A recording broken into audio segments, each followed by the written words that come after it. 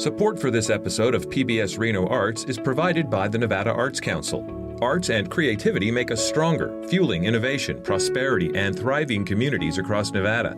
They boost our economy, promote well-being, and enhance education, empowering Nevadans of all ages. The Nevada Arts Council nurtures these essential creative forces. Together, let's elevate the arts in every corner of our great state. More at nvartscouncil.org.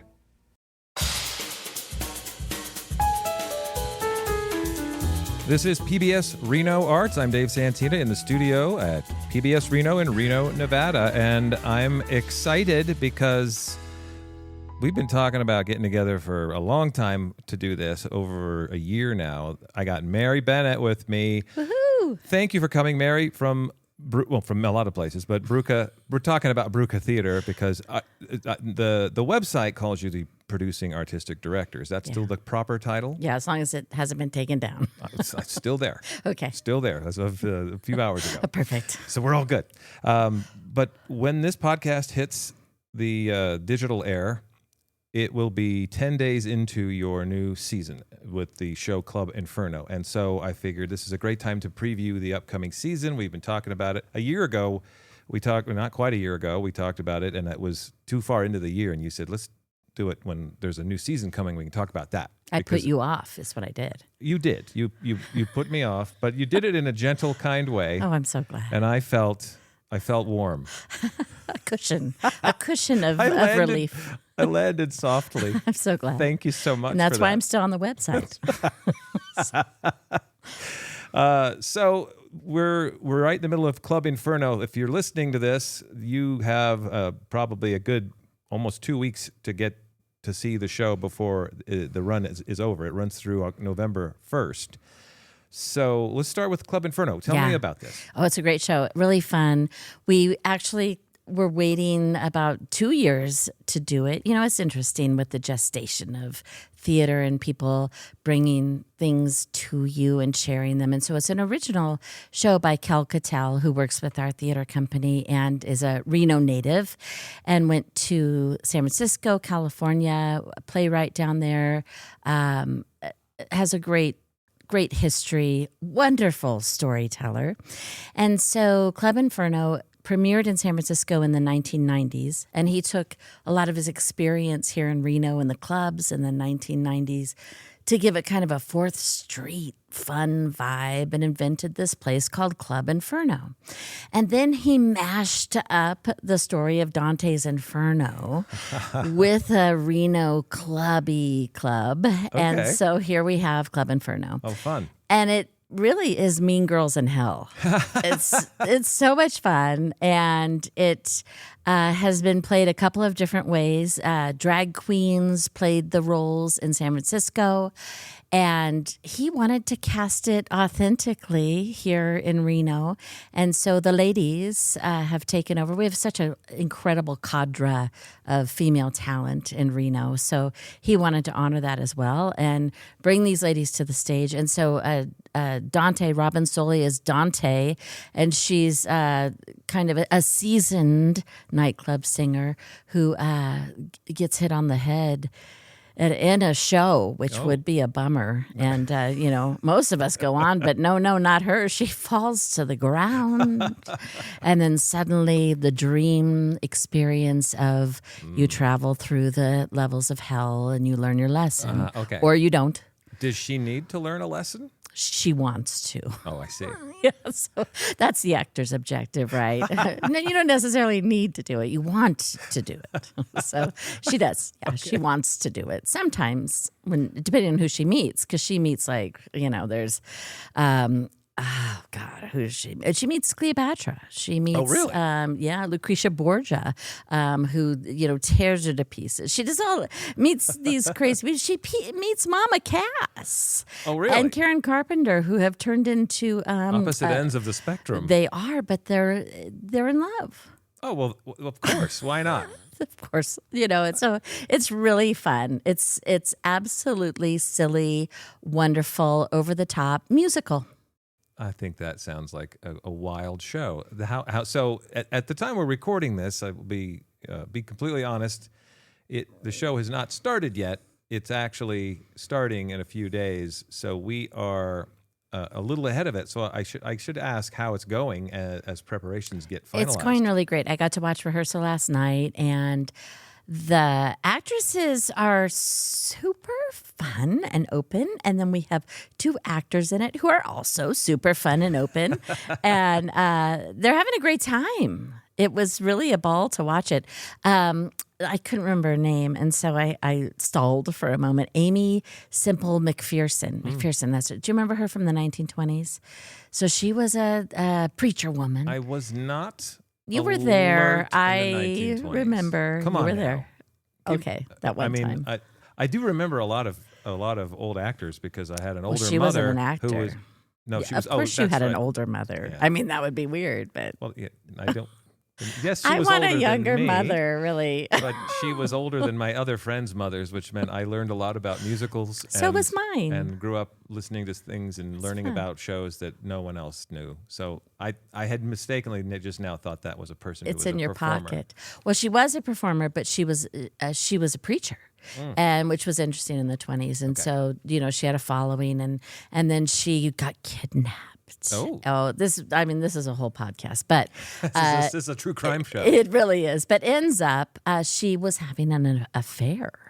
And so she kidnapped herself and ran off with her special someone. She opted out. She opted out. And then when she opted back in, when she was found, the headlines all read that she was no longer the prophet that everyone thought she was. So she, she really brings home the show. Lessons learned, man. And No it is kidding. hallelujah, gospel fun. The music and the choreography, Alex Spiber, my baby. Yeah. He's the choreographer as well. He's also Durga, the destroyer. Ooh. Yeah, it's fun. Wow. People are gonna have a ball. This sounds great. Yeah, you could dress up as your inner demon. Bring it out. Nice. Come on in. Well, it's how appropriate. It's close to Halloween. So We you're do. encouraging costumes from the Yeah, audience? we love theme. Yeah, and we love it when people dress up and feel comfortable, or just wear your sweats. We see it 74 people, so There's room for everybody. there really is. Yeah, so it's really fun. And also on the last night, which is Day of the Dead, November 1st, Right. we're going to, after the show, then turn it into Club Inferno. Excellent. So that'll be fun. It'll be a little fundraiser for us, but it'll be totally affordable, and people can come. Again, that inner demon wants to come out. So if you can't, or if you don't have a ticket to the Club Inferno performance, can you still come to the club post-show club? Oh, yes. I want to make that clear. So if you're Yeah. listening and maybe you've seen the show already, come back on the 1st after the performance, and then it's nightclub time. Yeah, you're going to get your devil boogie on. Nice. Yeah, Okay. it'll be fun. That sounds great. We're excited about it. All right, cool. So Club Inferno, first of the season, but there's so much more. I'm looking at your printed schedule for the season, and I realize that even this is not complete because there are things going on all the time. Oh, there's so much. Look at that. Yeah. How are they gonna get it done? How are they going to get it done? I don't know. But so Club Inferno runs till November 1st, and then and then Take Five. And then Take Five. We So invited tell me Dave about- Santina, so That's we true. would, and You your did invite me. wife. You did invite me. Yeah. It's not this Take Five. It is this Take Five. It is this Take Five. It is. This is the Dave Brubeck Take Five. We love the Dave Brubeck. So tell me about what this is. This is new, right? This is the first time? It's not. This is our third time we've done it. It's Yeah, new to me. it's I new to have you. not been paying attention. Yeah, I'm sorry. it's okay. You're busy. Look at you. Look at this place. It's like a castle. It's fake. It's a set. I It's a love it. studio. I'm never leaving. So tell me about it. Elizabeth Tinney brought this to us. She's one of our patrons, fabulous woman, and she had come up with this idea that people from the community get 5 minutes to be able to present their mastery. And you're stopped at 5 minutes, Dave. 5 minutes and you're out. You're out. Is there a I mean, big gong or buzzer? It's a bell. Okay. So bells take a bell. create less trauma in the end. So when you sue us, then they're It's like, less- it was a bell. It was a gentle Oh bell. my God. We've already established that you're a soft landing, so I am. The It's a gentle pillow. bell makes Right. perfect sense. Yes. So you have 5 minutes to perform or to present something about which Your you how know. to. Okay. Yeah. So you would be how to produce podcast, or I think about you wandering into the Nevada, Wild Nevada, yeah, exactly. And you only get 5 minutes. You get to do, you get to bring the pictures and do your presentation behind you. Gotcha. You can have a volunteer act it out. Nice. Oh, excellent. They could act you. You could cast someone. That would be excellent. Actually, this is a great idea. I'm really we're changing it already as we talk about it. You only get 5 minutes for that, though. Okay, fair enough. Yeah. So 5 minutes to present your mastery, and this is going to happen over a couple of nights. Yes. So different people every night. Different people every night. Yeah. Okay. And it's fun. It helps us, continue to create community and bring different people into Brüka, which, is great. That's what we want to do. Yeah. And also we get to see kind of the people that don't always play the stage. Right. And create these incredible pieces of art and watch them not only do it, but try to do it. Right. And that makes it really fun. That is really fun. Yeah. Well, I'm looking forward to it. I think it's going to be really fun. Nice. And we'll see. My wife is a little uncertain about Which how this is going to work, but I think she'll be great. It's about a theater review. Yeah. We want to know, right? Yeah. 5 minutes to sell that in a theater. Yes. And and I we think love it's well, and she was a guest on this very podcast. It's not my too favorite long ago. one. It's the only one I've listened to. I loved it. She was so good. Yeah. She's so good at explaining how she does what she does, and I loved that conversation. She was uncomfortable the whole time because it was weird. But she takes no heat. I mean, she's good. I mean, she's right back in there. She's like, no, this is how it is. Yeah. Well, and she takes it seriously, and I think that's one of the reasons that she does a good job is because she wants to love everything. Like I think I do that too. Right. But you can't give everything exactly the same response because that's unfair to to everything. And that's life. After a while you learn not everybody's going to like you.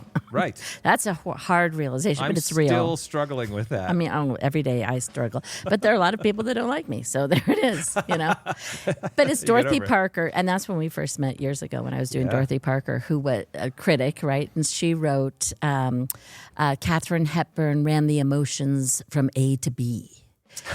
So I just always think about Jessica. There's so many good lines. Great line. Yeah. I remember a few movie reviews that I enjoyed reading. I was a big fan of Roger Ebert's writing. Yes. And some of those were fantastic. So yeah, you're right. You just mentioned this. For those of you who haven't quite worked out how ancient we are, we met 30 years ago-ish I was doing a little video series for PBS Reno at the time called Channel 5 or KNPB. It's original. That's a good one. Yeah, thank you. Called Art Beat, and they were little short videos about different art stories, and one was with you, and it was so fun. I got to hang out and watch you perform. You were Dorothy Parker in a very dark basement was that the old... at the brewery, and then at Sierra Arts Foundation. Yeah, and it was, and I had old equipment, so it was very hazy, and it looked like we were, in a forest fire while we were watching you perform. But those it was were so my fun. emotions. You created an atmosphere. So scared. It was so fun, though. I loved it, and so I've always been a huge fan ever since then. So thank you for still being good for this long. You're welcome. Because it'd be much harder. It'd be much harder if you were lousy and I was pretending to love you. But no. But then just don't admit it.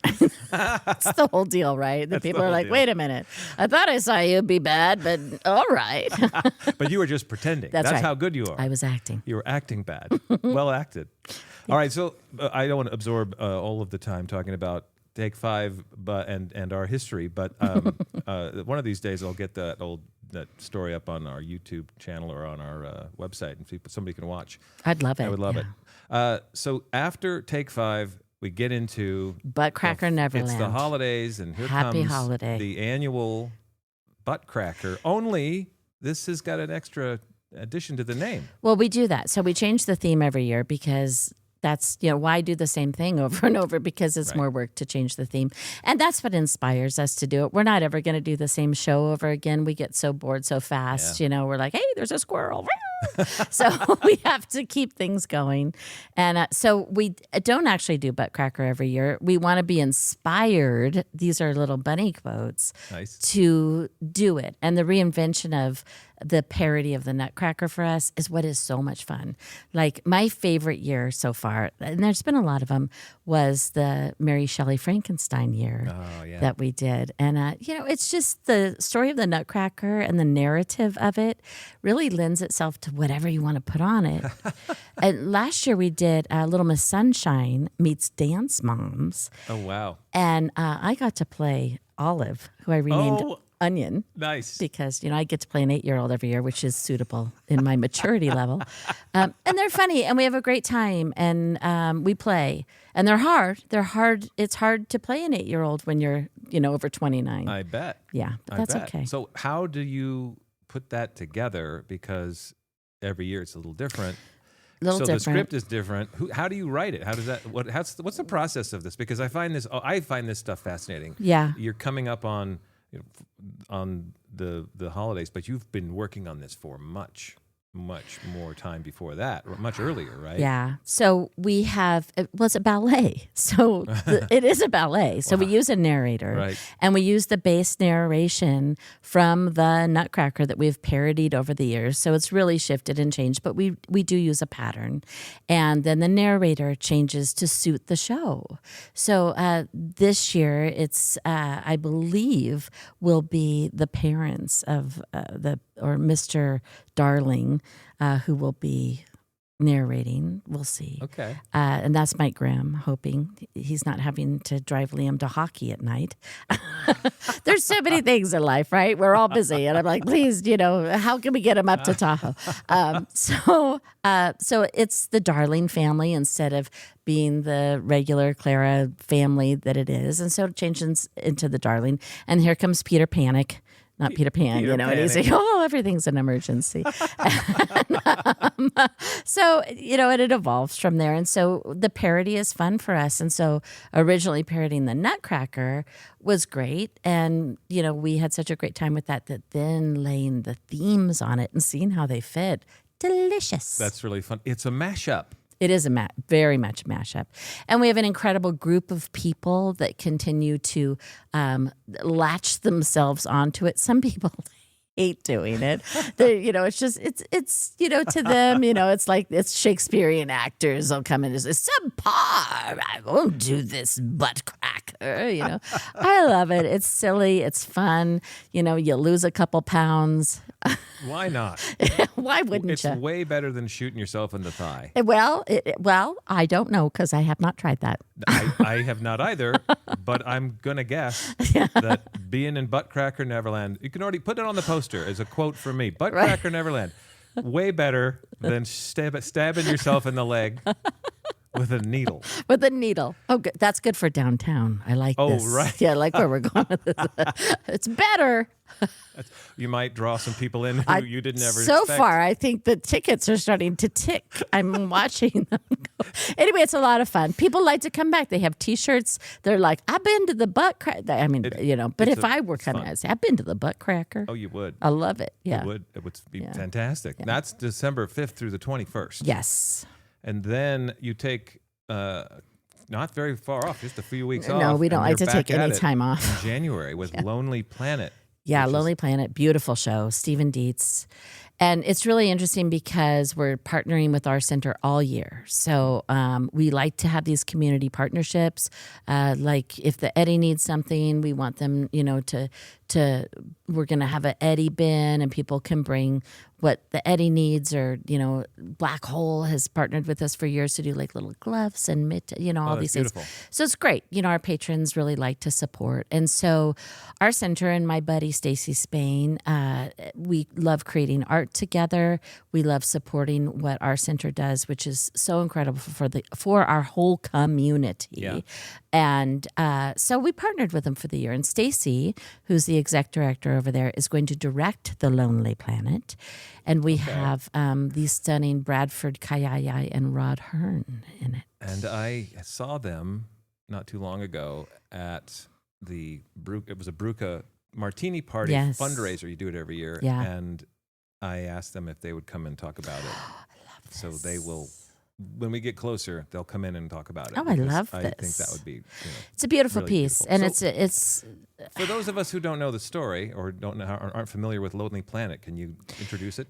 written about a friendship in the 1980s, so during the AIDS epidemic, and it takes place in a map store. And these two men are very different and the same. And it eventually comes out that one of the men is frightened to be tested for AIDS during this time period. But these aren't, it's a little bit more avant-garde than that. I mean, it's a beautiful, real story, but it also affects all of us if anything has ever come up that you just don't want to deal with and you have fear with. And so one of the friends goes out and he collects chairs and comes back to the map store and tries to help his friend who won't leave the map store. And eventually you come to understand these chairs represent friends who they've lost. Ah, okay. And the dialogue, it's just poetic. It's beautiful. We have a friend, Brian Hansen, who is Kel Catel's partner, who brought the play in and said, I've had this. He had met Stephen Dietz. He loved the play. Read it. It's so poignant. And so I reread it, and he's right. It's so beautiful and so good for our times. So Stacy's gotten behind that with the gang, with the boys, and I can't wait. It's one of the things I love about Brüka. You will run the gamut when it comes to the types of shows that you do. You can do Buttcracker, right? And then a month later, it's Lonely Planet. Yeah, you're on both. You're on all sides of it, and the tutus are still drying. Yeah, right, and I think it's a compliment to your vision for the theater, because it means that no one can predict what they're going to get from show to show. And I think that's one of the beautiful things about being in that position and being in that location, because you're right in the middle of downtown, and you get to represent, all points of view and all people. I think that's really special. And so that's moving forward. That's through January, 16th of January through the 31st. So for a show like that starts on the 16th of January, when will people be able to buy a ticket to get? So those will go on sale during Buttcracker. If you get season tickets, you can get all of your tickets now, and season tickets are on sale. Get them. It supports us. It buys us tutus, and and then and helps us pay rent. Nice. And then so that there's one of the many perks for coming to the Brüka Theater downtown. Yeah. We giggle because we try, but you can get tickets. So just get a season ticket. Come on. Yeah. Absolutely. And you can get those through the website? Yeah, Brüka.org. Brüka.org. Yeah. Okay. And after the Lonely Planet is something that's also new to me, the Brüka's Biggest Little Theater and New Works Festival. 16. This is the 16th time? Yeah, 16 years. That's amazing. So what happens during that festival? That's a 5-day festival, February 11th through 15th of 2026. It's awesome. So for anybody who's wants to premiere a new piece, you get one shot at it. One shot, just M&M, Don't miss your chance to go. Do they submit a script to you or what do we call it? A proposal. A proposal? Yeah. Okay. So they so we asked for a few pieces of the script, but we're we're pretty pliable. Sure. You're trying to offer them opportunities. You're not there to say no. Right. And so what you get is you get a theater that's going to be your house manager and a place to produce a work that you're not going to have to be spending money out of your pocket. And so you can do a workshop reading. We've had comedians come in and try a new set. We had one guy come in. God, I just loved him. Todd, can't remember his last name. And he was premiering this kind of podcast kind of thing where he's very funny, but he had a ukulele. And then when you just thought he couldn't be any funnier, then he would sing a song about the funny thing he was talking about. It was brilliant. And I've tried to find him. And it's very eclectic. Each year it kind of follows our theme. This year's theme is Wild Card. So sky's the limit. And so it gives people an opportunity to come in and play. Nice. basically. We do a Bohemia night with that. So a Bohemia night is an open mic night. So you can sign up to be part of an open mic experience and come in and do like a 10-minute or a 5-minute piece. And we've had anything from dance to poetry. You know, Jesse James, who's our poet laureate, I can't imagine. You know, he's done such a fantastic job. He's amazing. Has come. He started hosting some of them for us years ago before he was in. So it's a great opportunity for people to be able to share their art and try it out.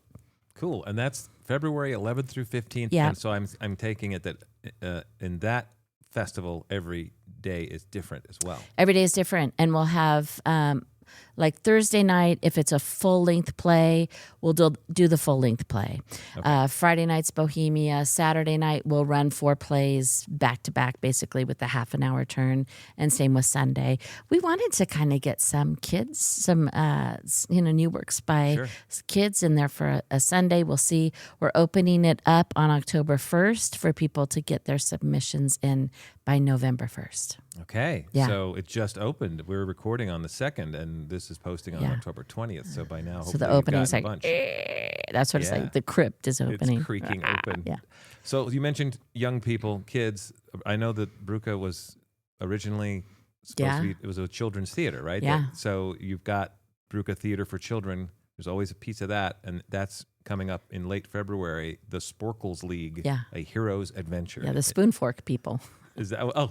It's the Spork Girls. I get it. Yeah, and they're a team of superheroes that aren't so super, but they have values and they want to help the kids. And so I'm lucky to work at a middle school right now, and so it's beautiful, and some of the things that the kids go through, then I write them down, because just be afraid to talk to me, because your experience is going to be turned into a play. And so I've been writing down some of the things that they're bummed out about. So the Sporkles League is a league of 3 to 4 actors that are going to be touring to different venues we tour with Pioneer. We love them so much. Libraries, schools, and they're going to solve these problems for them in a really funny, really awkward way, because it's going to be fantastically formed people in superhero suits. I love it. Yeah. That ought to be really fun. Yeah. So that's the Sporkles League in February 20th and 21st, opening and touring through July. March through July of 26. That's exciting. Yeah. So we do about 20 shows, and, it's really cool. We're very lucky to be able to do that. Stay tuned for how to get to see that show as it travels around. That's as we really fly cool. through the air with those short capes. Oh, so yeah. Well, you want short capes. I saw The Incredibles. I know short cape. If you're gonna have it at all, have a short one. Right. You don't and want the little long one. eye mask thing. Yeah. That is so good. Fun. So good. All right. Well, this is just past halfway. The season is a long one. We can't get to everything right now, No. but you can read the whole list at Brüka.org. And this season, you mentioned the theme is wild card. How do you come up with a theme for a season? At first I thought rebel yell. There's a lot of different things on the plate, and then they change. And then I thought rebel yell was just far too obvious, and we want to stay open. Transformation has been themes in the past. Raise your voice, metamorphosis. So things that really can produce evolution as artists and get behind it. But also the theme can match a lot of different shows, Sure. And so, it was really important this year. It is the 250th anniversary of the Declaration of Independence. Right. Politically, there's a lot happening in the world all the time, a lot. All the time. When I was a kid, I wrote a book. My mom used to brag on me that it was called Things on Our Street Happen a Lot. And I still think about that book, and I think every day that I get up and I listen, I'm a newsie, and here we go. Things on our street happen a lot. Here's another. Oh, toot. Here comes another car. Sounds like the title of a show. Well, call my agent. got to work on that. Yeah, All right. things on my So street. thank you for coming in. I mean, Thank you. there's so much going on at Brüka. We could never cover it. We could cover a whole season. No one would be listening by the time we got to the end. There's so much. But It's the book. it's amazing. So thank you for coming in and talking Thank it through. you. I am excited for all of this. And I have the luxury of being married to a theater writer who takes me to shows more than I take her to anything. It's great. Oh, that's weird. So I'm looking forward. Yeah, I know, sad but true. Yeah.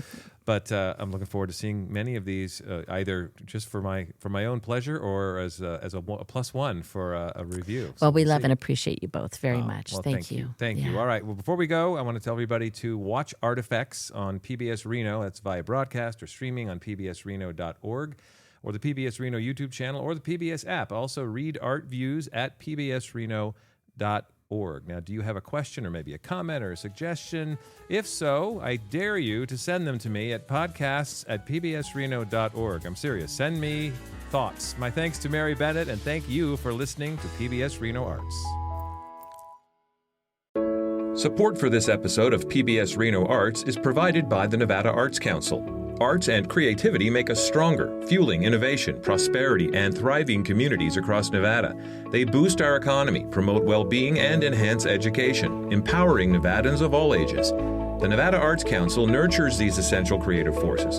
Together, let's elevate the arts in every corner of our great state. More at nvartscouncil.org.